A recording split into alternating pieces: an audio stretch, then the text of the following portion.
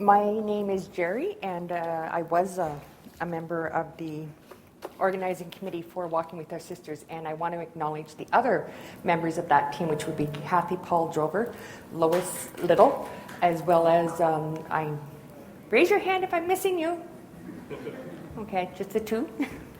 Walking with Our Sisters. What is Walking with Our Sisters?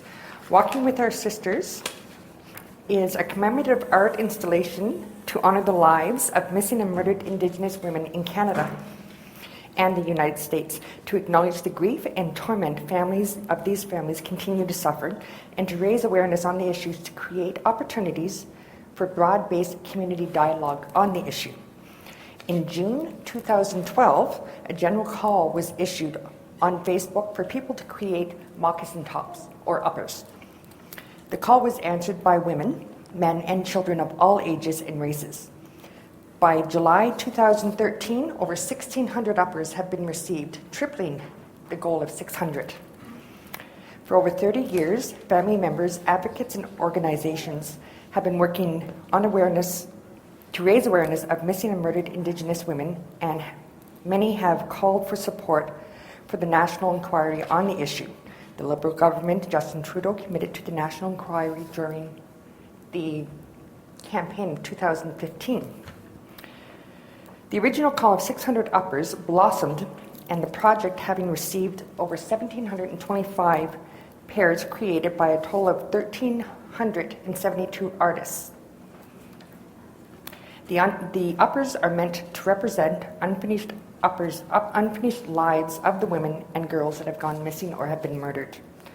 Walking without shoes, visitors must remove their shoes. It represents humbling oneself, to acknowledge the lives of the women that didn't get a chance to complete their moccasins and to put themselves on equal footing with them. During the installation, there are two eagle staff. One represents women and girls who have passed on, and the other for women and girls who remain missing. These are also in place at the ceremony.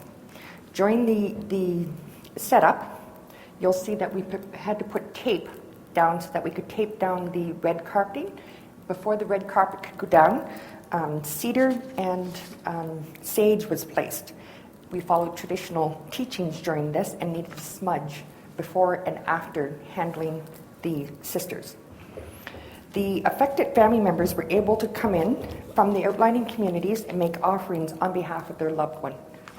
This particular pair was on behalf of Brandy Victorquois, who by chance went missing 6 weeks before this set was presented.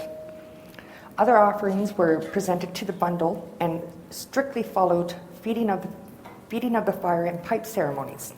Offerings of corn, fruit, fish, and water were made and shared with those in attendance, with the remaining of the food fed to the fire to feed the ancestors. Walking with Our Sisters Yellowknife was able to make 26 offerings by affected families. This helped with their healing. Some of them were very powerful, while others were quite quiet. As you see here, these were some of the uppers that were presented on behalf of those families. This particular set was presented by a couple of sisters whose sister had been murdered 35 years prior to this. Their reaction during that ceremony was quite powerful. They did not expect to have the reaction that they did, and this helped in their healing. All of the uppers are all different, and some were even made by 3- and 4-year-olds. Some were as masterfully done as these, with just as powerful messages. You can feel the energy put into each set made, and it gives each missing or murdered sister a voice once more. Some would bring very powerful images as you walk through, and each time we walked through, we noticed a pair that we hadn't noticed previously. This was pointed out by another keeper, and I hadn't even noticed the needles that are in there.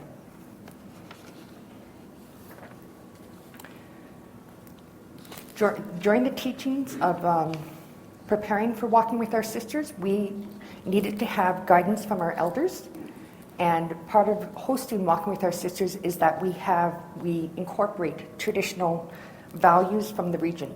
We were lucky enough to have a multitude of culture to draw on. And that was Rasi. She was our elder as well. She also attended to the skudla that we had burning during the day with the fire, sacred fire burning outside where you see the teepee. Each night we would collect the tobacco from people who had carried their tobacco along with them each night, and we burned that and offered it to the fire, as well as the tears that were used, because the tears are silent prayers. The fish that you see here is actually, each host city has a centerpiece, and it's specific to each centerpiece. We tried to come up with something that was quite meaningful to the Northwest Territories. We also had northern lights that were across the top here. Here you see the men's altar. We did have a men's altar to balance the power of that was within the building, as well as to help protect our sisters. Again, this is the centerpiece that we had that ended up being a fish, and this was before we opened. And the center was with hides, and that's where all of the offerings were placed by the family members. I was asked what the legacy of this would be, and I was not able to answer that question. But one of the hopes was that we would raise awareness, and these two young women were in attendance to Walking with Their Sisters here in Yellowknife, as well as Walking with Their Sisters in Whitehorse. They then proceeded to make a project for the Northern Heritage Project, and they won. They represented the NWT in Ottawa, and just happened to be in Ottawa when Walking with Our Sisters opened in Ottawa. Thank you.